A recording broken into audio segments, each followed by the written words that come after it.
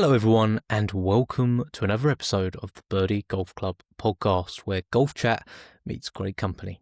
Wherever you're listening from, whether that be on the way back home after a great round, ready to tell your family and friends all about it, or whether right now you're listening, soaking in a bubble bath, trying to forget the memories of a 95.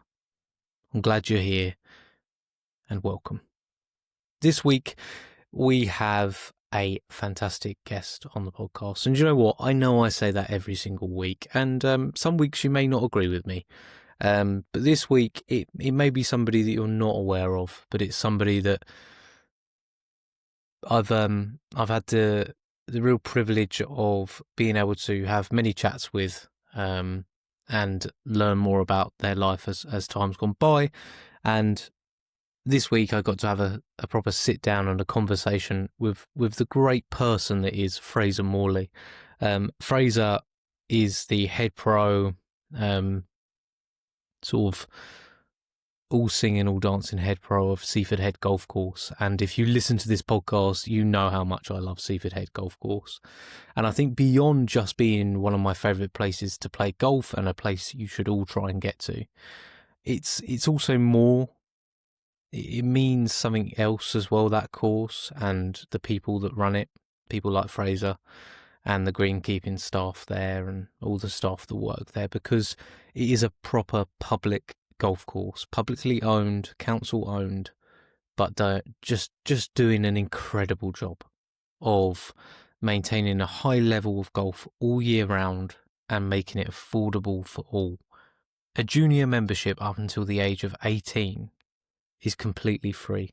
We talk about it in the podcast and the knock-on effects that's going to have. You know, when I think of my son, when he's old enough to have a membership, I think of the kids of Seaford and surrounding areas that have somewhere to go and somewhere to learn this beautiful game. And I know that the junior program and everything like that is incredibly important to Fraser. And not only that, his golfing story itself is enjoyable to listen to. Former long drive competitor, has some great stories on that, and also just his rise in the game of golf and where it all started for him, and why he wanted to get involved in Seaford Head Golf Course and how long he's been there as well. So I hope you really do enjoy this episode. I greatly enjoy going to visit Fraser, and it won't be the last time that we collaborate together, whether it be on the podcast, on the Instagram channels, wherever it may be. So sit back and relax and enjoy that. And if you haven't already, make sure you hit the follow button on whatever podcast platform you're listening to, or subscribe if you're watching on YouTube for the first time, because it just really helps out, and I'd really, really appreciate it. Head over to the Instagram account, BirDie Golf Club Podcast, to keep up to date with all things BirDie Golf Club Podcast. And that's it from me this week. That's it from me, I think. I don't think there's anything really to report in the world of golf. I guess don't be conned like my brother-in-law was, by thinking that Rory McIlroy said he was never going to play in America again. That is AI at its finest. But, you know, people are starting to be conned by it. But no, Rory will indeed pick up his sticks in the States yet again in 2026. So don't worry, everyone. That was just a fake AI video. Anyway, let's get to the chat with Fraser. We're here now, which is good. It's just good, mate. And we're here at my one of my favourite golf courses as well, which is obviously incredibly special to you. What's your title here? Well, head PGA pro here. Yeah. So, and manager, if you like, or director of golf. Something be the best friends for but so yeah, everything. Jack of all trades, master of some of them. Because Seaford Head's unique in many ways, I guess, because of the fact that it's a council owned course. Yeah. What challenges does that bring with it? Not that many, really. I mean, because we've been here so long, and I've been here just over 20 years, and the head green kid's been here longer than I have, and we generally know what we're doing for the most part. So they lead us to it to get on with our jobs, and it's been successful building since we did the new clubhouse, etc. And the course has just come on leaps and bounds, certainly over the last 3 or 4 years since Simon's taken over. And yeah, it's a lot easier challenge when you've got a great golf course as well. Yeah. So as far as trying to keep, finances ticking along, but also keeping it reasonable for everybody to play here, to keep the costs, for a lot more people to play, then that's really the only challenge we have, is balancing the books and making sure everybody has a good product to use. Yeah. Yeah, because I think for value, it's unbelievable for value, isn't it? When you can get Twilight Round in the summer for 22. Yeah, it's 22 very good. So I was listening to another podcast today, and it was talking about how in Spain and America at the moment, weekend rounds of golf are costing people $250. Yeah. For a course equivalent. Yeah. To what we have here in Seaford Head. Yeah. But you can also understand why those courses are doing it, and it must be, I guess, somewhat appealing to you, like you said, because you've got a balance as well to look sometimes at those models and think, could we double our prices and still be busy? Depends on what their model is. I mean, we have a model where you've got a good membership. Mm-hmm. We've got a lot of visitors, obviously, from all over the country, and we also have a lot of societies. Mm-hmm. But we try and balance that out across the board, and that keeps the prices even for everybody, rather than be, if you're a members club, then the majority of your income comes from membership. So you'll find that those memberships are much more expensive. Yeah. Or if you're a resort course, then it comes purely from green fees. So you're very reliant on visitors to come along. But then if they don't, or it rains, or you have some pretty bad weather period, that really hits your income to a certain point. By leveling it out across the three, then it keeps us in a nice balance. And it's, for the most part, it's worked really well. So there's still lots of things, lots of plans in order, and hopefully we can do a lot more with it. But again, you've still got to make it as a municipal course available to as many people as you possibly can. Now, that means you will get people that, don't play golf that often, that might come along, especially bank holidays, Good Friday, for instance. And that's the sort of challenges that you get in comparison to a private course that might want the handicap certificate and things like that, sure. But if it introduces more people to golf and gets more people in, like we do, free junior membership for under 18s, again, trying to encourage people to come in, then more merry. I think it's certainly backed away from that elitist sport when you can play such a good golf course for such reason, the money. And especially if you're starting out, hopefully it inspires your people to carry on playing. Definitely. That's ultimately what we want to do. Yeah. I mean, I've got a dream with my son who's 5 now, so but had a golf club in his hand since 18 months old, loves it.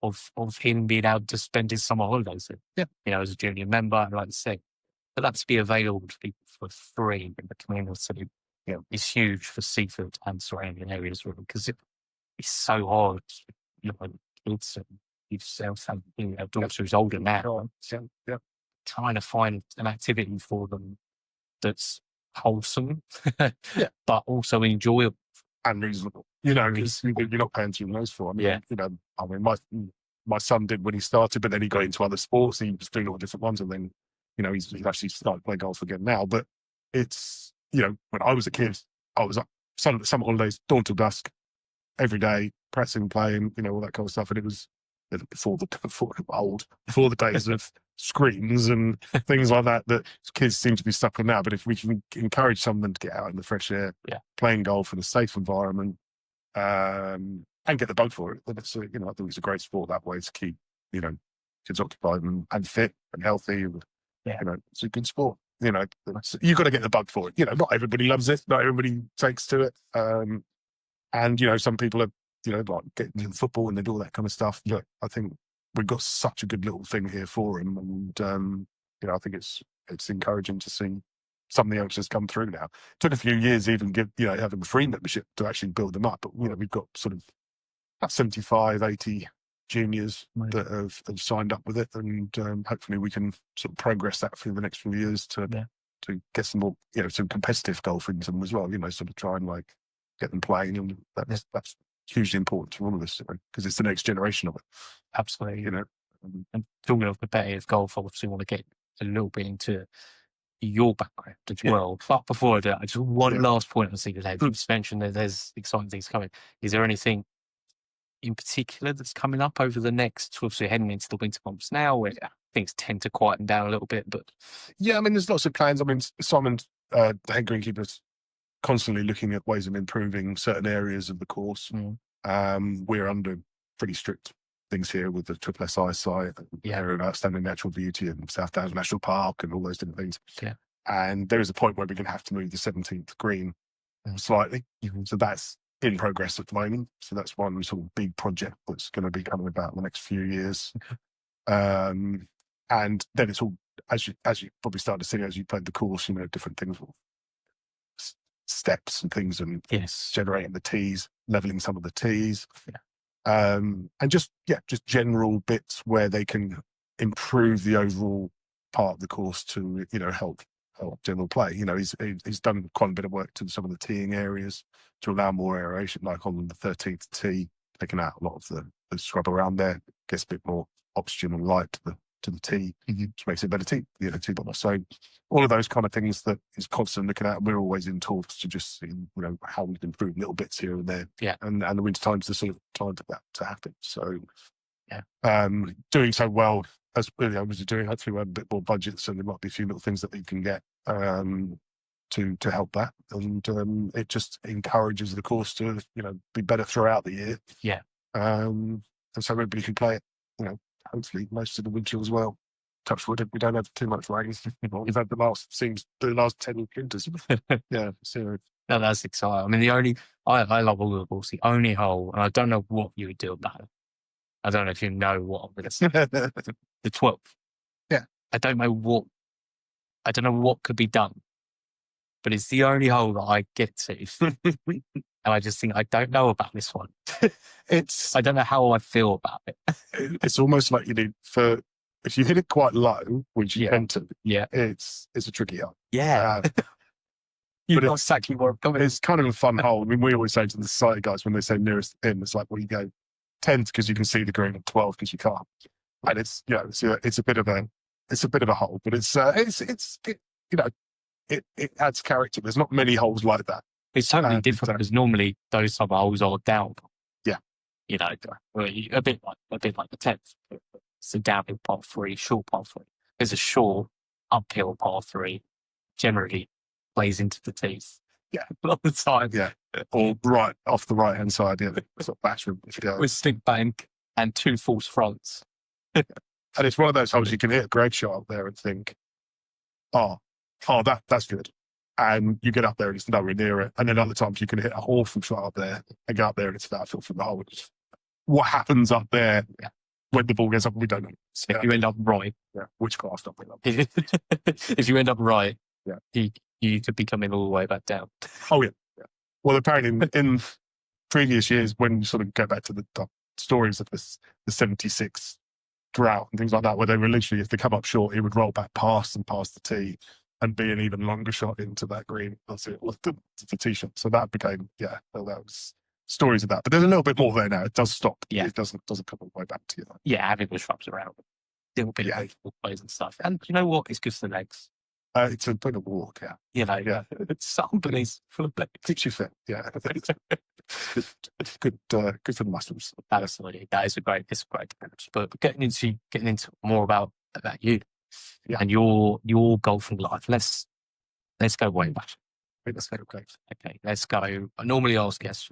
First question is, when was the first memory you had of picking up a golf ball? I think the first memory I had of picking up a golf ball was about 12, I think.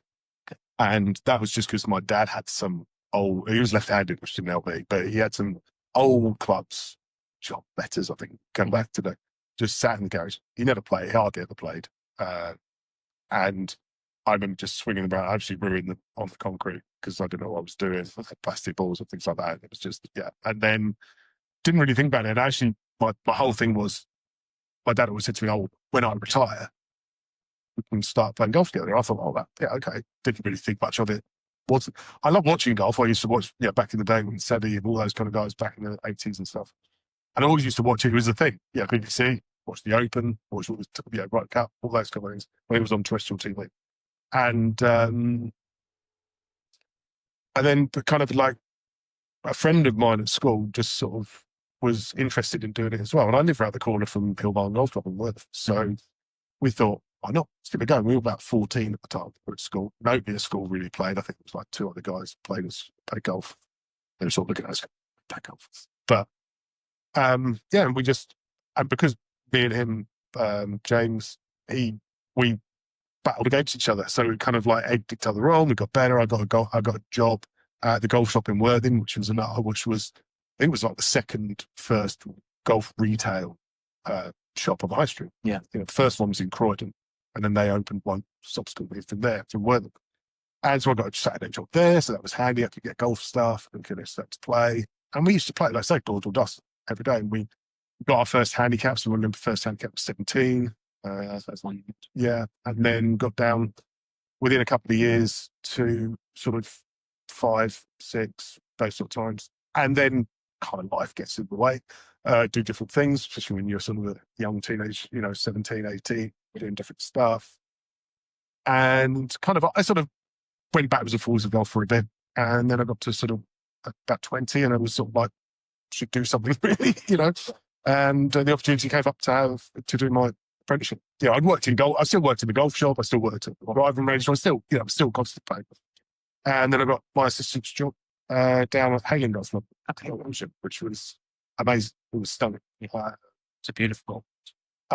It was just amazing. We could, we'd work in there 6 days a week. We were apprentices, getting pennies, but we could play every day.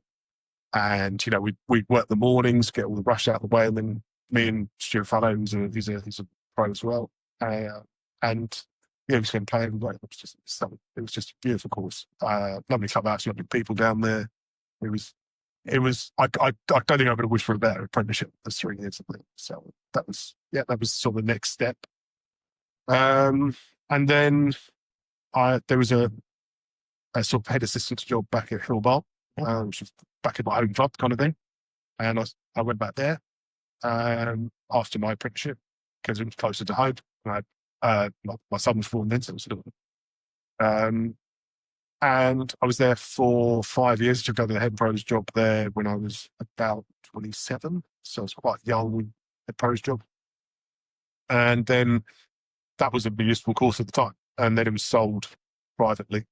So it became a privately owned club, but still public access. Changed a lot in that sense of how it was worked and all that kind of stuff. And so this job came up here when I was 29. And that was it. And we've been here ever since. So I got my first head pro's job on my own kind of thing. Coming over here when I was 29. I'm now slightly older. So Been here a while. I've been here a while, yeah. So and it's seen a lot of changes over the years, but it's a beautiful place. Yeah, you have to walk outside. Like, there's a lot worse places. You could work. Did you play here before that? Did you know of it? I played here a couple of times in the Pro-Am, funnily enough. It was sort of literally the 2 years before I came here and played. When I saw the job, because I played it, I was like, I've got to give that a go. Yeah. So and I came for an interview and I was lucky enough to get the job probably from the experience I had at the previous municipal course, that kind of stuff. So that really helped doing, get that position here. I've seen a lot of changes over the 20 years. It's been fun, most fun. Would you say that when you stack out maybe rating out of 10, if now's a 10 of where the course sits right now, what was the course like back then? I think to be honest, a lot of people say, "Oh, it's the best I've seen it for ages." I've seen it as good, and in many different. What I would say is that, but not for the length of time during the year. Just what Simon has done, which has been fantastic, is that he's got the course. It's a lot more healthy as a product. The greens are healthy, the rest of the grass is healthy. It's taken some batterings over the last few years with different weather conditions. We've had the horrendous drought, we've had the rain, we've had puddles up. So, but because he's kept the grass so healthy and but doing little and often works and getting the courses so good, the consistency of the course is fantastic. And also being able to do, now he's able to get another, we've got an extra greenkeeper over the last couple of years. It's given him the time to be able to then tidy everything, all those bits up, all those sort of bits with the course. So was it just him by himself? Well, no, there was 4 of them, but when you get into the summer, it's mowing around. And originally, they were dealing with things like the salts and they were doing other outside stuff. They have to do the corner down the bottom there, right? Those kinds of things. So there's a lot and of course, you have one person on holiday.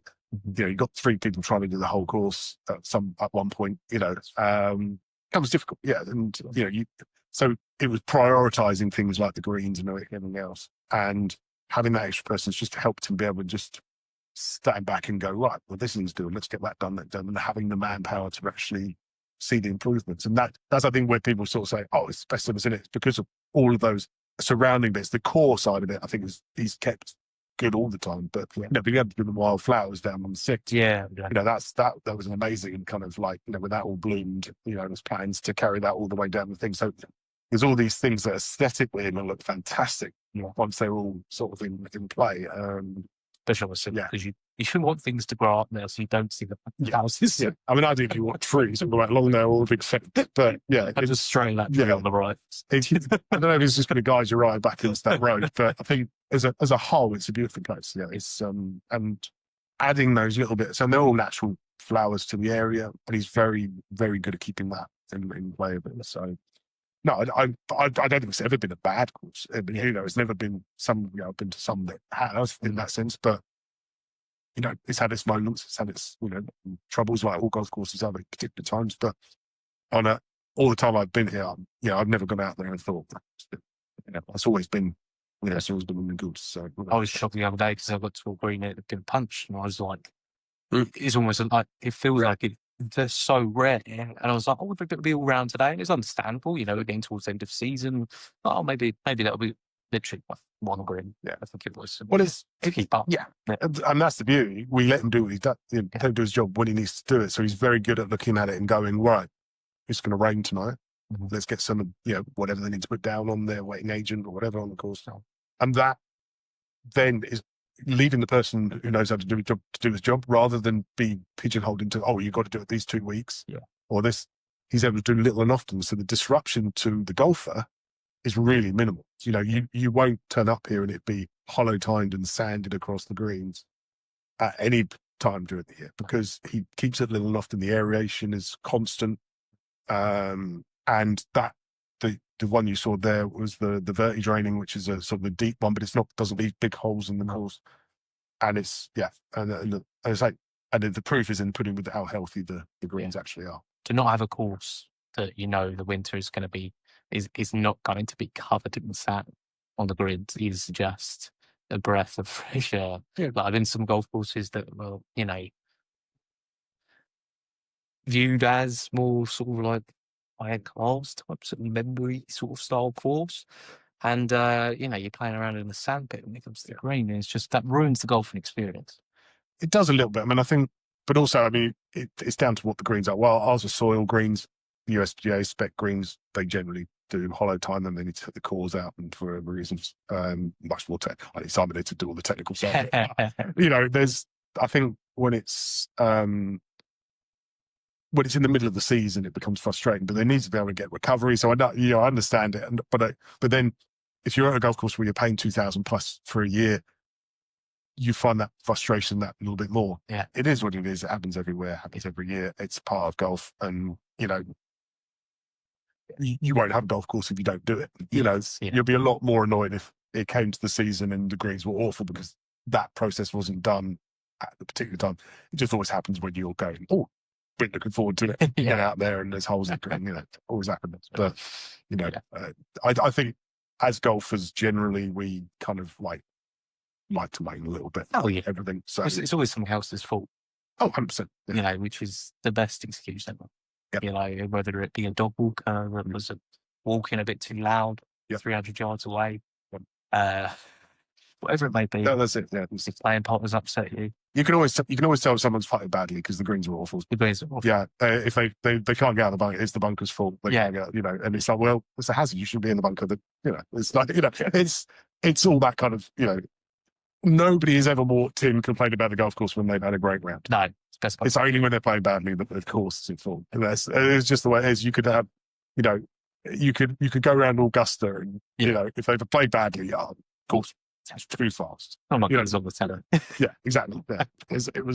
There's always some weird guy that, that's just the nature of it. This episode is brought to you by ShotScope, the golf tech that actually helps you play better. Whether it's their rangefinders, GPS watches, or stat tracking sensors, everything's built to give you real insights into your game without the faff. I've been using ShotScope myself, and honestly, once you see where you're gaining and losing shots, it changes how you approach every single round. And you can get 15% off any order with the code BirDie Golf Club at checkout.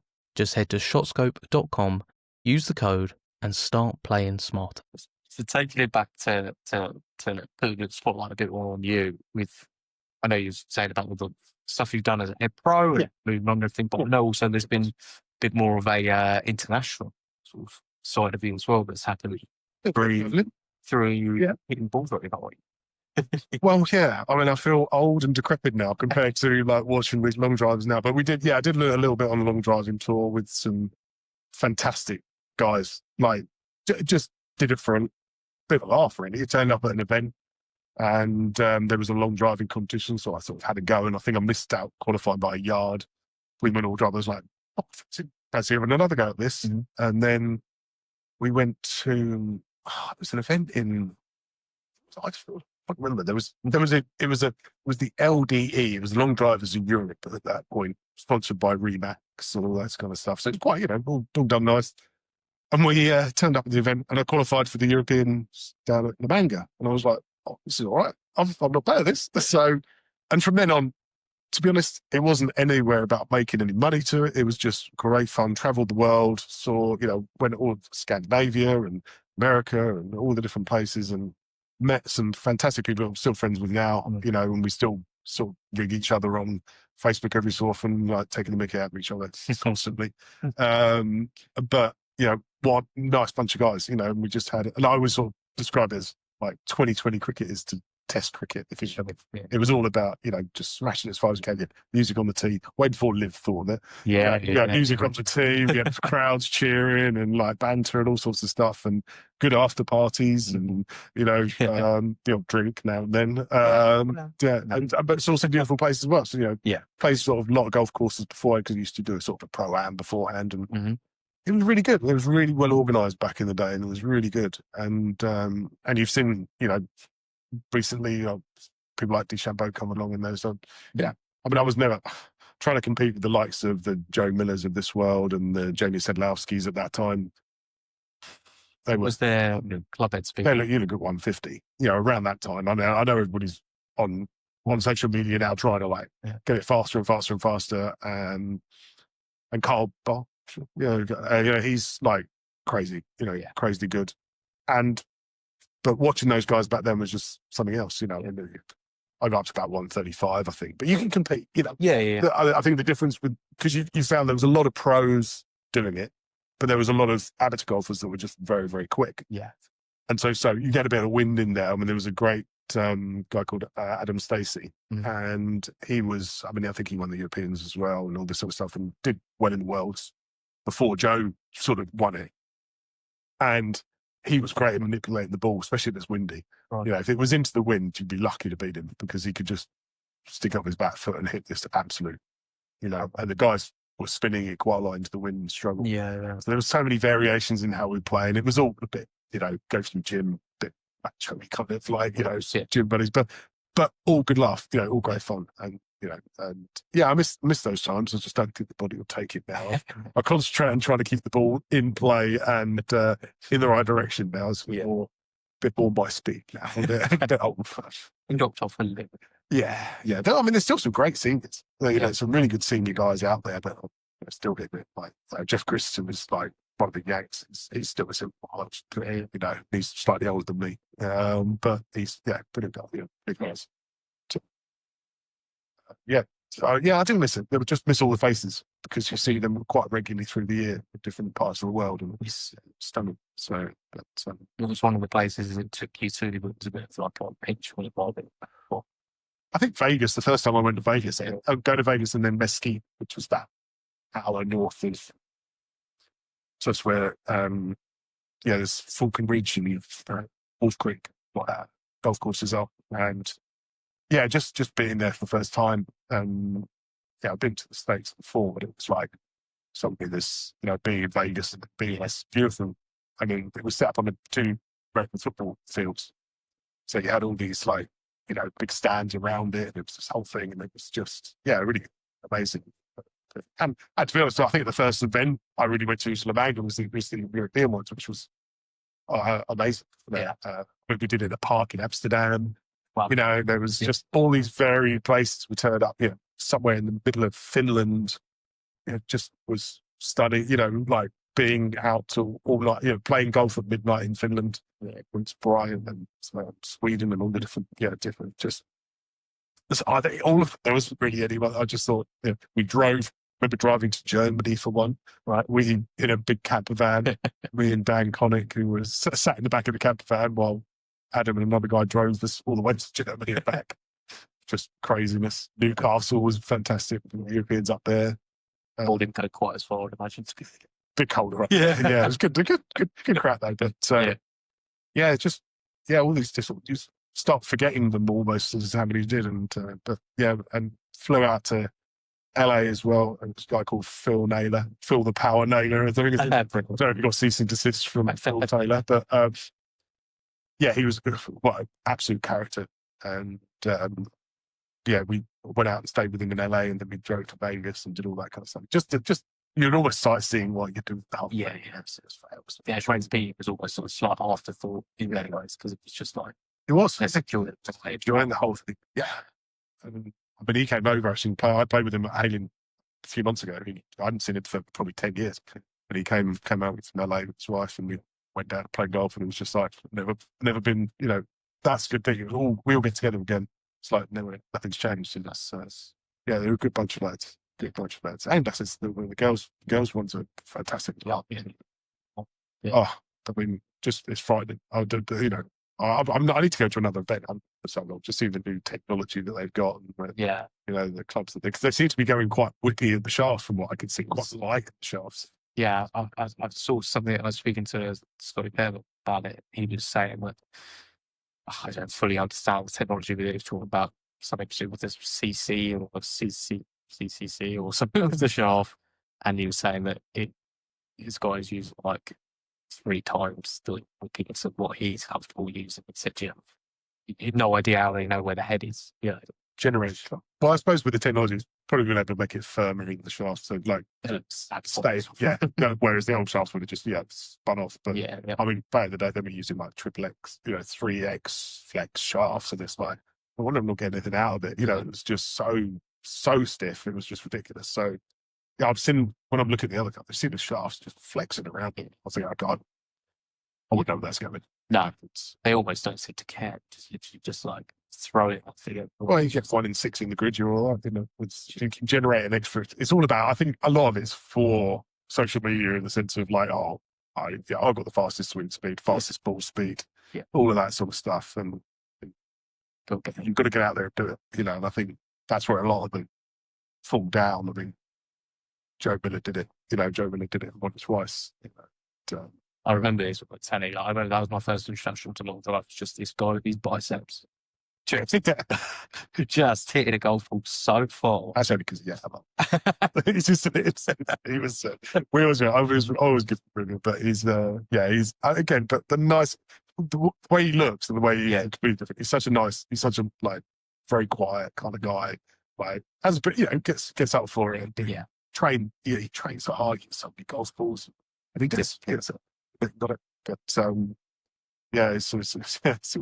he's a good lad. But we've seen it elevate, but obviously with Bryson's involvement in it, and people like Carl Berkshire have been good for the sport as well. It didn't look like a traditional long drive athlete. No. Generally, you'd expect like a set sort of guy. He's a big guy, but not Yeah, no, well, James said last year was the same back in the day. You know, he was an ex-hockey player, but he was only tall, 12, very strong, but very flexible. Then we always found that it was either the brutes, the big gym guys, or there was the flexible guys that just rubber bands. And they kind of would generate the same thing, but in a very different way. Yeah. I reckon I was stuck in the middle. That's why I was. It's like, not very flexible, not very big. So it's like, it's funny because we were talking about TGL before this, where we have like the new season. I can't understand. I think it would be so beneficial to TGL why they don't bring long drive athletes in. Yeah. Why they don't? I mean, it's a bit of a hit and give. Like the whole thing is a bit. Yeah, I mean, we've seen that. Yeah. Having someone like Kevin Kisner as part of the thing is clearly because it's an entertainment product. Yeah, I think it helps get golf into like more people's lives. Yeah. You know, it's not so long winded. I mean, I love the game. Sometimes I get it, you know, especially depending on who's showing it. But you know, we're just watching a lot of guys putt. Yeah, you know, you don't get to see that much depending on where the cameras are.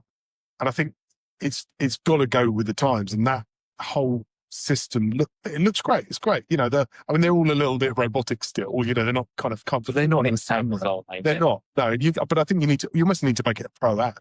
You need to get some funny people in there, some guys, and I think that's what happened with Not Drive. It dipped and troughed all the way through the years, and you had some great events that you turn up to, brilliant, and then the way it was a very difficult thing to televise because ultimately it's just guys hitting golf balls a long way. There's not a lot in between it, you know, and I think it really needs to take a bigger production to do that. But if you incorporate it into the indoor kind of scene and that kind of, you know, that could help it sort of, you know. You need entertainers. Like that's clear from season one. You need entertainers because the product itself's good.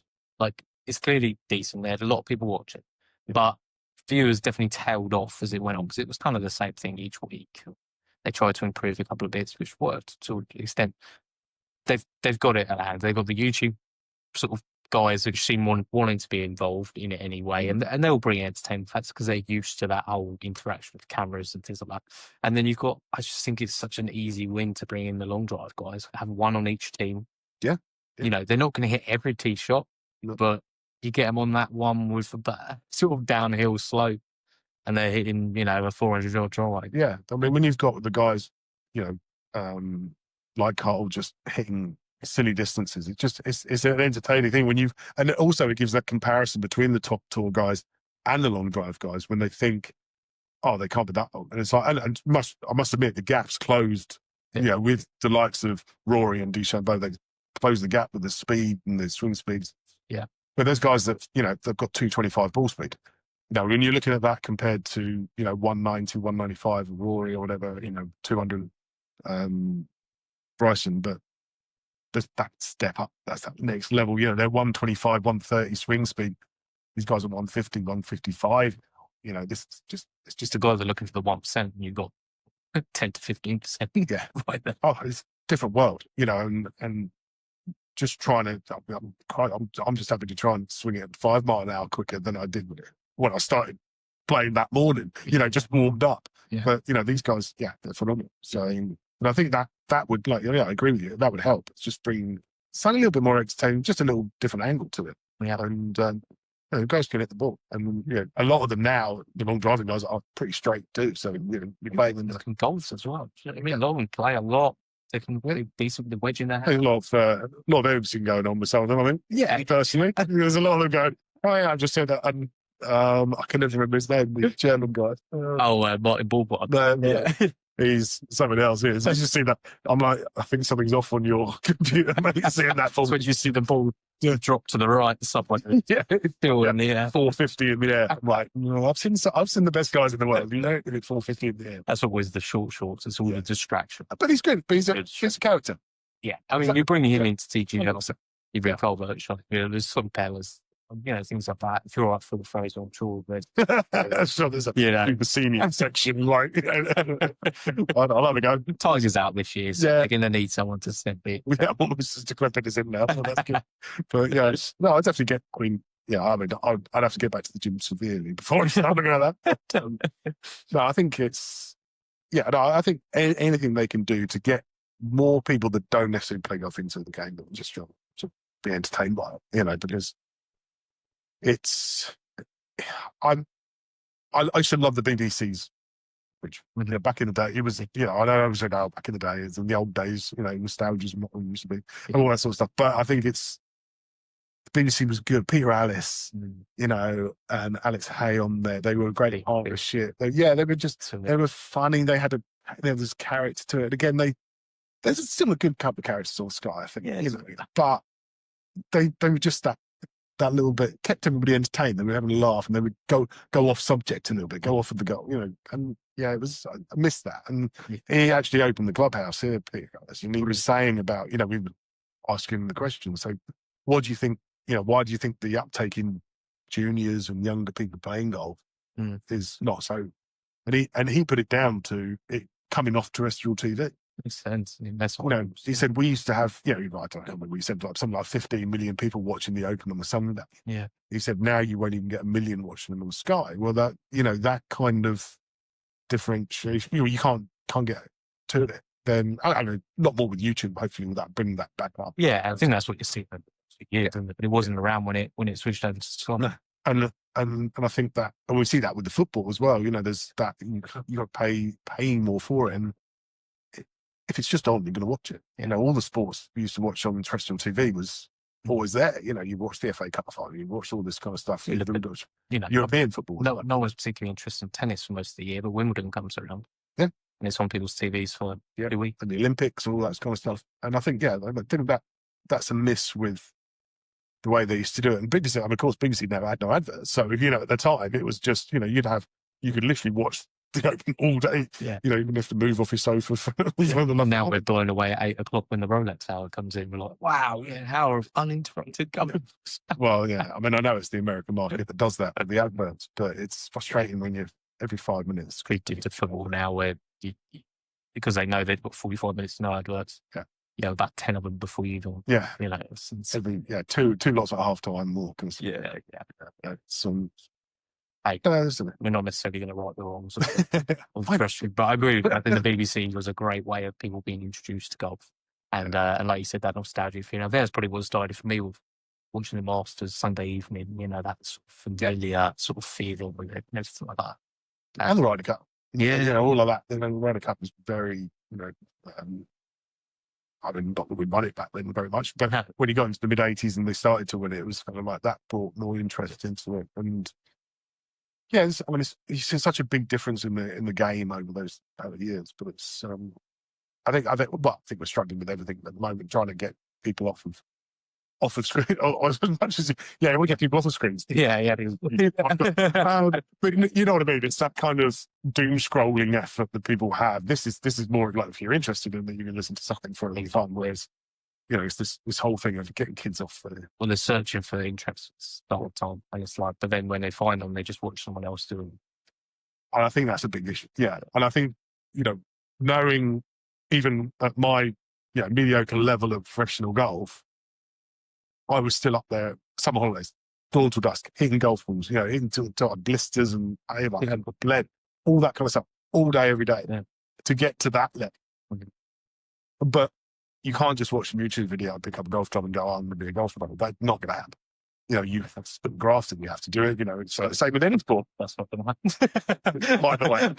No, well, it's not. I mean, unless you're, you even look at someone like Semi back in the day. He had 1 3-iron, used to play on the beach, hit golf balls, but he did it all the way through.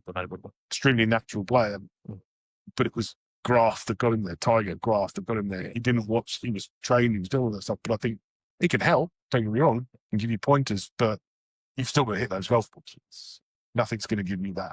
It's a bit like musicians as well. It's the same thing, music. The guys thinking, they sit there all day. I knew guys that learning their chords. Hours in. Yeah. People think, I can just watch it. Oh, that's how you do it. And I'm going to be as natural as those. Not going to happen, And I think that's the issue. It's a quick fix. It's a quick, kind of, this is how easy it should be. It's not. It can't. There's guys that played a lot longer than I had that are still tear their hair out because of the game. But it's an addiction Designed to do that. Yeah. This episode's sponsored by Golf Escapes, the people who make booking your next golf getaway ridiculously easy. I recently stayed at East Sussex National through them, and honestly, the whole experience was spot on. Great course, great hotel, and all sorted without any stress. If you're planning your next trip, head to golfescapes.com and use the code BirDie Double Points to get double escape points on your booking. That's BirDie Double Points at checkout, and start looking forward to your next golf escape. Yeah, 100%. Yeah. Seems to be. You can hit a great shot and get punished for it. Well, that is gone. Yeah. And just when you think you got it, it smacks you around the head and says, no, you haven't. Poof, and It's so like confessional. It's kind of therapy, I think. I'm not sure who's getting the therapy, but yeah. I appreciate the story, Fraser, and telling your story as well, and how much you've gained from the game as well. I just wanted to finish on a few questions, which I guess are specific to your situation as a head pro of golf. I don't know how you're going to answer this, but playing golf in England is a certain way. Playing golf in the UK is a certain way, and it's different to how things are done over in the States, how things are done in other countries. Mm-hmm. If there was maybe just one change you could make to how golf is played, how the structure of golf is in the UK, that you've maybe seen done in other countries better, would there be one? Or would it be a case of, no, I'm good with how things are? I think I haven't ever witnessed. I mean, it's down to budgets at the end of the day. I think a lot of it's down to budgets. You go to courses in the States and they're all driving in buggies. Not a fan of that. Golf's going to be warmed, but they'll do that just to keep rotation, extra income for them because the team's going to pay for a buggy, all that kind of stuff. Yeah. So I've seen all sides of it. There's a commercial element to it where they're just trying to make money for the course and make as much money as they can, regardless of what your experience might be on the golf course. Yes, yeah. I think, you go somewhere like Germany where you have to do a certain amount of work and tests and all that kind of stuff before you go on there. I think that puts probably a lot of people off. Very German, isn't it? Yeah. So it's very kind of like you must have a test and that's, but you get to a certain level. But I can see the idea behind that of being, you're not allowing people that have just picked up, say, golf course, not a golf course. Yeah. And there's a lot of people that haven't got golf course. But then you could do that from a different way. You could go, well, let's start with the par threes. There's not enough short courses anymore. A lot of short courses are closed. Yeah. The one at Rustington's just been built on. So that's, and golf, the alternative for golf courses. Yeah, there's foot golf on the water all closed down. And I think you've lost that element of the youngsters being able to start on a short course. That's another element again. Blue tees, junior tees, if you like, shortening the course dramatically to allow them to play with the same thing. But again, there's a lot of courses that don't want kids. There's no kids playing on course. You've still got that stick for that kind of old-fashioned mentality to a lot of golfers. Somebody might not look right on the golf course. We're part of the course. You can pretty much wear what you like. We just to say, probably best where it's wear. And also golf shoes, just for the grip, especially on the slopes. But I think there's still that snobbery to golf a little bit where, so what? I mean, I've got it on now. So, do my what? So it's just clothing, I can understand it being, turning up in ragtag. It's wear something that's comfortable to play golf. Trousers that are stretchy, that's just the age. But, stretchy things that you're not, it's not the old days of, Tom Morris where they're wearing suits and 3B6, it's gone of those days. It's, they're athletes, a lot of them are athletes. Where they call them, but I think that would be something I've noticed where they're not that strict abroad on that. Yeah. There is still a lot of snobbery in this country of ways. I just see people going up there with so-and-so. Play. Yeah. Are they disturbing you? You finished playing. Around action. Yeah. Well, yeah. Things like that. It doesn't, in the whole scheme of things, it doesn't really matter. If you have rules for a tournament and there's a dress code for it, yeah, absolutely fine. You get to that level, then you do that. But if we're trying to encourage people, then I think you've got to be a little bit more relaxed. I've been guilty of it when I was the first time, because it was kind of drummed into us. That's what you wear. Well, you That's what we do. members. Yeah. So you start looking at people like that. You're like, well, if people turn up in jeans, just say, just so you know, we don't really allow jeans, but you're happy, you're welcome to play now, but maybe next time, just this way. But anyway, shorts without long socks. What's the point of wearing shorts with long socks?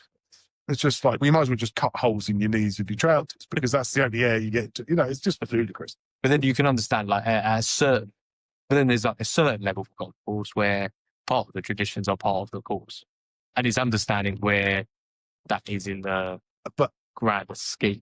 Yeah. You know what I mean? Like, if say you got like what's it called? Rules and points. Yeah.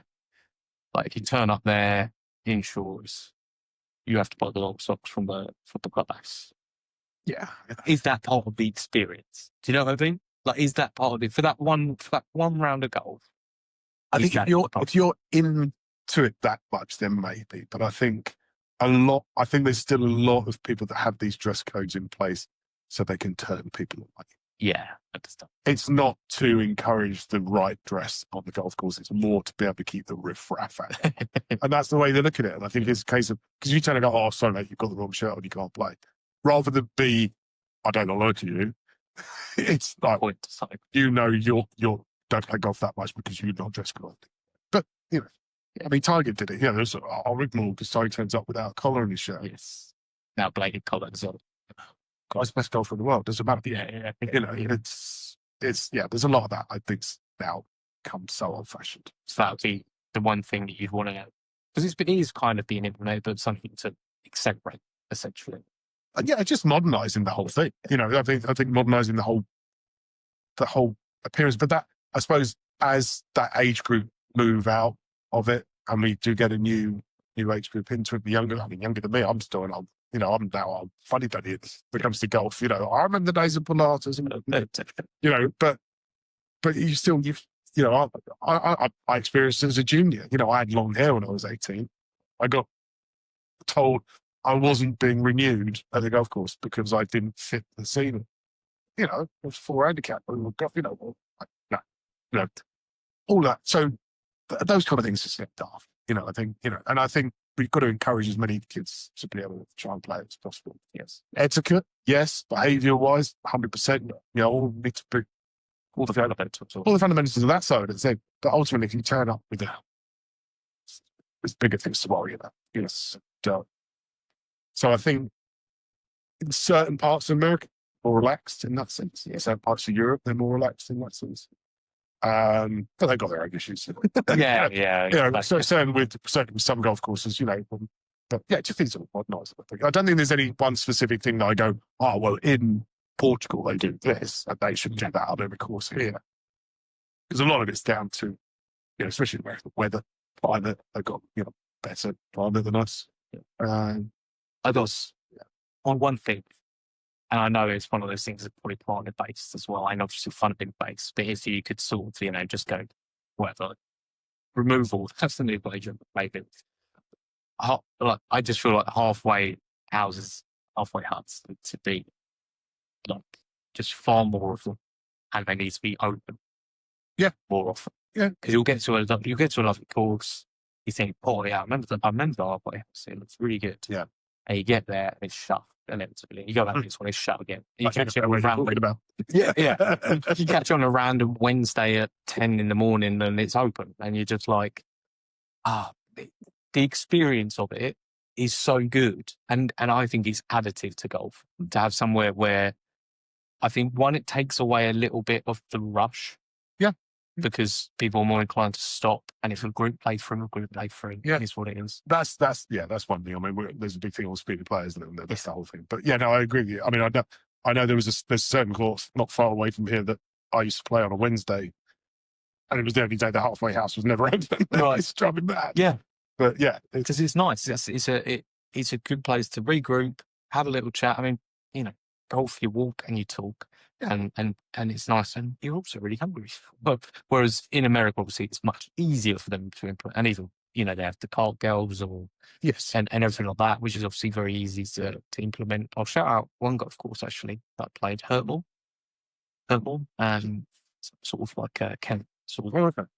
And they had a chat, zooming around Yeah. with the buggy and taking food out to people, drinks out to people. I and- think again that down, especially in this country, that's down to club budgets as well. Yeah. You know, you've got to pay someone to do that. Are you going to get enough for it? You know, I mean, we're quite a short course, as in the sense of, you know, we've done that. We used to do that at starting, but you don't get that many sales from it. You get the odd person that might do that, but